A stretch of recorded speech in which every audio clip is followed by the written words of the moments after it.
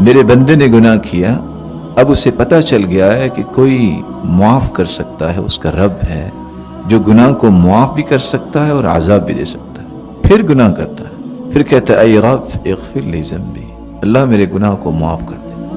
فقال تبارک و تعالی، تو اللہ عز و جلال فرماتے ہیں عبدی اذنب ذنبا فعلم ان له ربا یغفر الذنب ویأخذ بالذنب، میرے بندے کو پتہ چل گیا ہے کہ اس کا کوئی رب ہے جو گناہوں کو معاف بھی کر سکتا ہے اور عذاب بھی دے سکتا ہے۔ ثم عاد فاذنب، تیسری مرتبہ پھر وہ گناہ کی طرف لوٹتا ہے۔ فقال اے رب اغفر لی ذنبی، اے اللہ میرے گناہ کو معاف کر دے۔ فقال تبارک و تعالی اذنب عبدی ذنبا فعلم ان له ربا یغفر الذنب ویأخذ بالذنب، میرے بندے کو یہ احساس ہو گیا ہے کہ اس کا کوئی رب ہے جو معاف کرنے والا ہے، جو عذاب بھی دے سکتا ہے۔ اعمل ما شئت فقد غفرت لک، اللہ فرماتے ہیں میرے بندے جو بھی تو نے عمل کیا، تو نے چونکہ توبہ کر لی، قد غفرت لک، میں نے تجھے معاف کر دیا۔